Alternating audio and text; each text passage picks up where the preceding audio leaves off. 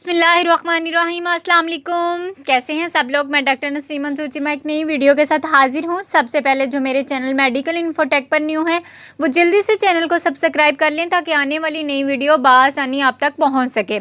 आज का मेरा टॉपिक बहुत इंपॉर्टेंट है जो क्या है ट्विन प्रेगनेंसी।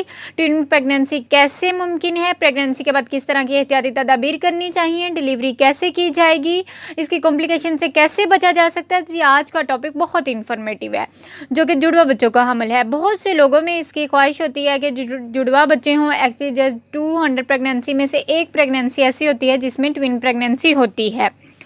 जुड़वा हमल कैसा होता है, क्या है? दो तरह के हमल को हम जुड़वा हमल में डिफाइन कर सकते हैं। एक वो जिसमें आइडेंटिकल ट्विन्स होते हैं, दूसरे वो जिन्हें हमें फ्रेटर्नल ट्विन्स कहते हैं। आइडेंटिकल ट्विन्स, जब एक अंडा स्पर्म के साथ मिले और थोड़ी देर में यही अंडा खुद ब खुद नेचुरली तौर पर टूटकर दो में कन्वर्ट हो जाए, तो एक अंडा जब दो में कन्वर्ट होता है तो इसे हम आइडेंटिकल ट्विन्स कहते हैं। ये वो बच्चे हैं जिनका सिर्फ जेंडर ना सेम होगा बल्कि ये दिखने में भी बिल्कुल क्यूट और सेम नज़र आएंगे और इनका जेंडर भी सेम होगा। दूसरी तरह का हमल वो हमल है जिसमें एक अंडे के साथ साथ दूसरा अंडा भी, यानी एक टाइम में दो डिफरेंट तरह के अंडे स्पर्म से मिलते हैं, तो फिर दो तरह के बच्चे जो जेंडर में भी डिफरेंट हो सकते हैं, यानी सेक्स में डिफरेंट होने के साथ साथ ये लुक में भी डिफरेंट होंगे और इनकी नेचर, फिजिकल लुक सब कुछ डिफरेंट होगी। मेजॉरिटी ऐसी है कि दोनों बच्चे ना सिर्फ शक्ल में बल्कि अंदरूनी तौर पर भी और बज़ाहिर भी डिफरेंट तरह के होंगे। इधर अगर मैं ये बात करूं कि लोगों को आइडेंटिकल ट्विन्स की बहुत ख्वाहिश होती है तो ये 1000 में से जस्ट 3 या 4 प्रेगनेंसीज ऐसी होती हैं जिसमें आइडेंटिकल ट्विन्स होते हैं। इसकी ख्वाहिश रखने वाले ये भी सुन लें कि ट्विन प्रेगनेंसी एक पेचीदा हमल है। Actually this is high risk pregnancy. जी किन वजूहात में ये ट्विन प्रेगनेंसी होती है या किन फैमिलीज़ में जुड़वा बच्चे होते हैं, इसमें बहुत ज़्यादा किरदार आपके अपने जीन्स का होता है। कुछ फैमिलीज़ की हिस्ट्री होती है कि उनमें जुड़वा बच्चे पैदा होते हैं, ये जेनेटिकली होता है। फैमिली हिस्ट्री अगर हो तो चांस होता है कि नेक्स्ट में भी आपकी प्रेगनेंसी में भी जुड़वा हमल हो। क्या आपके ट्विन हो सकते हैं? ये हम ऐसा कुछ श्योरिटी से नहीं कह सकते, लेकिन बढ़ती उम्र के साथ साथ ये देखा गया है कि जैसे ही शादियां बहुत लेट होती हैं या फिर बेबी लेने में लेट करते हैं, बढ़ती उम्र के साथ साथ हार्मोनल चेंजेस होते हैं, तो फिर कभी कभी पीरियड में एक साइकिल में एक की बजाय 2 अंडे निकल आते हैं जिससे जुड़वा हमल का चांस बढ़ जाता है।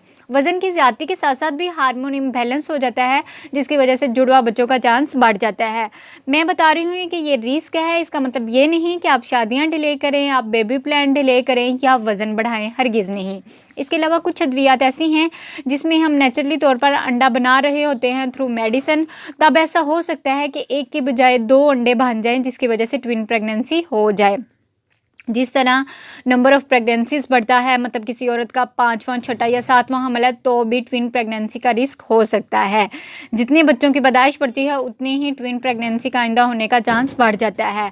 अगर एक दफ़ा ट्विन प्रेगनेंसी हो गई है तो फिर नेक्स्ट में भी ट्विन प्रेगनेंसी का चांस है।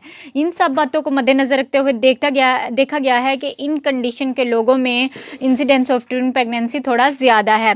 अब ट्विन प्रेगनेंसी को किन मसाइल का सामना करना पड़ता है? जी ये मसाइल 2 तरह से मैं डिस्कस करूँगी। एक वो अकॉर्डिंग टू मदर और दूसरा है अकॉर्डिंग टू बेबी।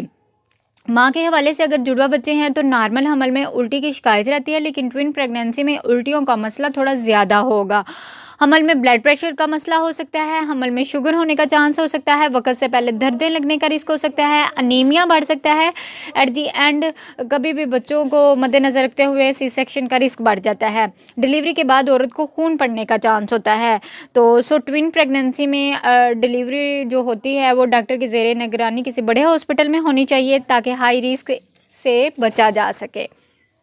अब मैं बताऊंगी जी बच्चे में किस किस्म के नुकसान हो सकते हैं। पैदाइश के बाद बच्चे सेम होते हैं, बहुत क्यूट लगते हैं, बट ड्यूरिंग प्रेगनेंसी बहुत से मसले सामने आ सकते हैं, जैसे कि हमल के शुरू दिनों में मिसकैरेज हो सकता है, बच्चों में कोई नुक्स हो सकता है। ट्विन प्रेगनेंसी में निकास का चांस 7 to 8% ज़्यादा होता है। वक़्त से पहले डिलीवरी हो सकती है, बच्चों को इनक्यूबेटर नर्सरी की ज़रूरत पड़ सकती है और देखा गया है कि एक ट्विन पेट में फोर्थ भी हो सकता है। इस तरह के बच्चों को अल्ट्रासाउंड के ज़रिए से बार बार फॉलोअप के ज़रिए से चेक किया जाता है ताकि कोई मसला दरपेश ना हो।